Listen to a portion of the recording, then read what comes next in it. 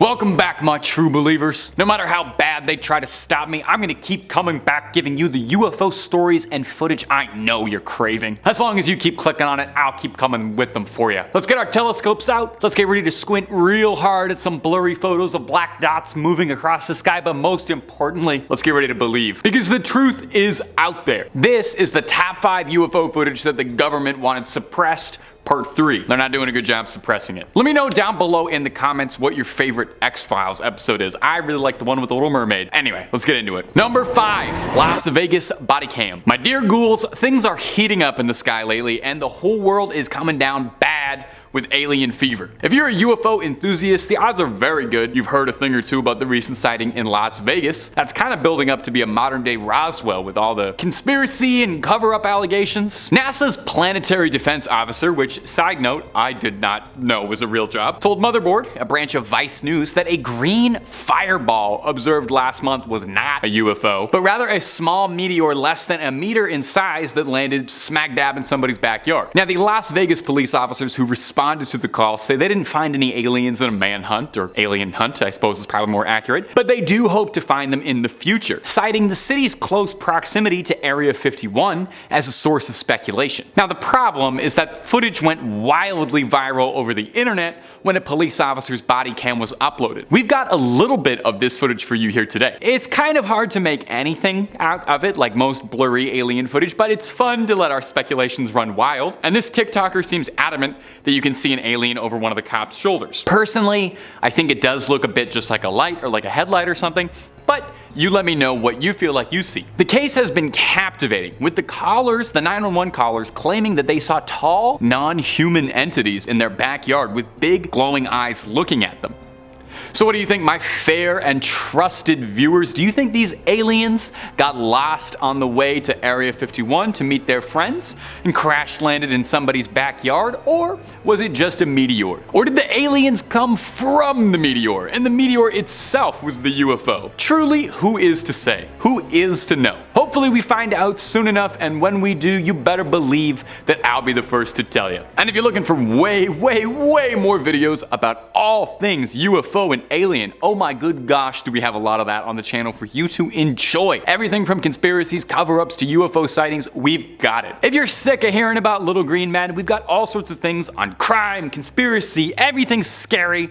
It's on Top 5. So hit subscribe, make sure you hit that little bell as well, and don't miss a single thing, but you get to do that at the end of this video for me, okay? Because I got 4 more UFO sightings coming up for you right now. Number 4, the Pentagon. We are at a truly exciting time to be an enthusiast of UFOs and aliens. It feels more so than any other point in human history that the discussion around aliens and UFOs is leaving the fringe sciences and starting to become accepted, commonplace by respectable employed people, not just folks wearing tinfoil. Recently, the Pentagon released a video of a reported UFO zipping around near an Air Force drone and revealed footage to, quote the Pentagon, everyone thought was truly anomalous, which is government speak for we don't know what the fuck this is. At the time, the object appeared to be moving with something propelling it forward, but a later determination would show that it didn't, which baffled and puzzled the analysts, as usually something propels you forward in the air. Now, this hearing was very interesting for a few reasons, but foremost, it allowed us a little bit of insight into how government agencies go about treating UFO sightings. We learned they categorize them first by what they most likely are, starting with the obvious things like planes or balloons, which account for like 99% of all UFO sightings. And then when it's something they truly cannot immediately identify, they prioritize where was it found? How is the object maneuvering? Does it seem like it's being driven? Control? Does it seem as if it has a payload? Does it have something attached to it? The hearing started by saying that the Pentagon currently doesn't believe that they have any definitive proof of extraterrestrial life on Earth, but concluded by saying that we'll be getting another disclosure document coming soon, possibly even as early as July. So we have huge, exciting things on the horizon coming up in July, and I'm not just talking about the Barbie movie.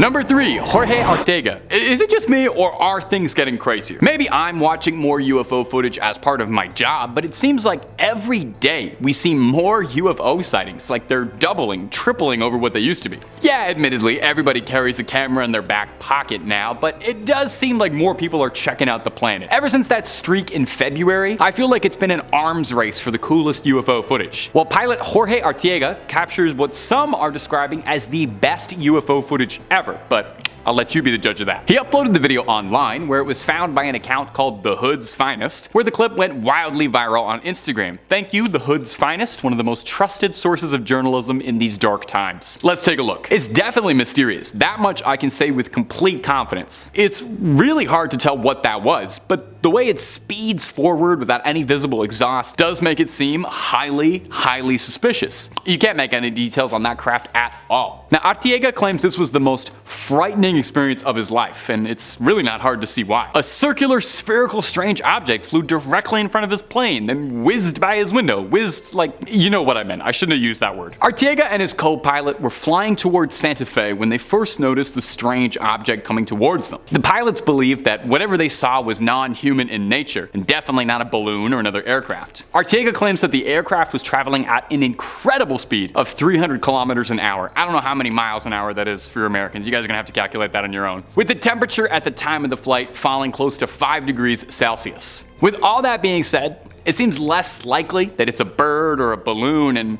possibly something far more mysterious. As always, I love to hear your guys' opinion on stuff like this, so feel free to debate away in the comments if you think you've got an idea or an angle on this that I'm not seeing. We need as many eyes on this as possible. Of course, you can also just, I don't know, tell me something nice about your day. Tell me something that made you smile today. I love hearing about that too. Number 2, Chad Underwood. I think by now, if you're subscribed to the channel, and I hope you are, you've heard a thing or two about the Tic Tac UFOs that the Navy released videos of. In a lot of ways, these videos were kind of one of the first big steps for this recent surge of UFO, UAP stuff being taken kind of seriously, with these baffling videos leaked by the Navy that no one could explain. Although they were taken years and years ago, back in the halcyon days of 2004, the pilot who took the video has rarely spoken out about his experiences at all, for the understandable fear that he'd be lumped in with, quote, the little green men crazies that are out there.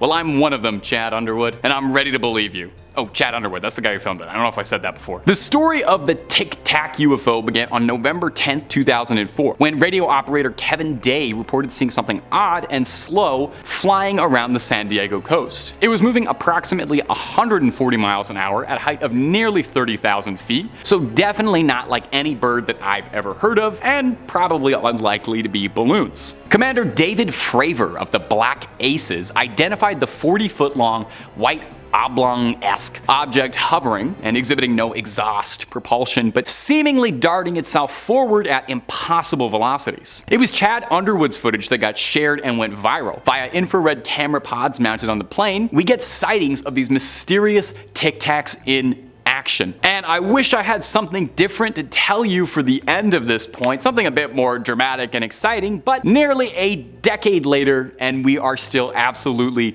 no closer to understanding just what happened here, what's happening in these videos, what these crafts are, but maybe we'll get there soon. Like I said, there's supposed to be a document coming up in July that's going to reveal all sorts of new research and information the Pentagon's been working on, and maybe that will be the big one, or maybe it'll just also be nothing like it usually turns out to be. But who knows? And number 1, California Army Base. We all wonder if military bases are hiding advanced technology, right? Like all of us do that, it's not just me. Like what kind of secrets could be buried underneath Area 51? Wouldn't you want to know? It definitely seems like visitors from other worlds are just a bit curious too, as there was a mass sighting of possible UFOs out in the California desert, right above a military base, one Camp Wilson. Was it a sign of visitors scouting out the area, or technology from within being reverse engineered by the American government? Jeremy Corbell and George Knapp are a pair of ufologists, and they revealed the footage on their podcast, saying that the video and photos were shot all the way back in April 2021, but didn't appear until now, where a series of mysterious lights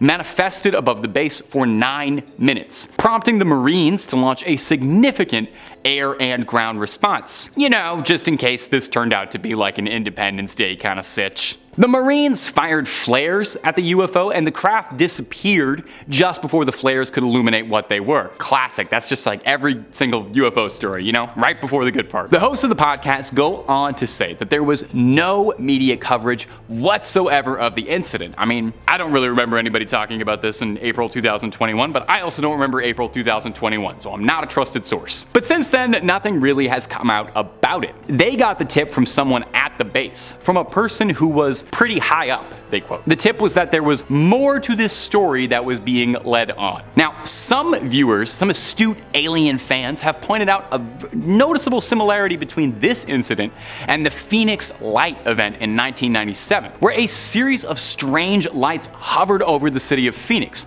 witnessed by multiple people in the city, but unknown to everyone and to this day, unsolved. So what happened here? Just one more mystery we'll never get an answer to? I'm not sure, but I'll never stop looking. The truth is out there, and I want to believe. That's all she wrote for this one, my ghouls and goblins. You keep on creeping on now, and I'll see you in the next one, provided the men in black ain't shoved me into the back of a van.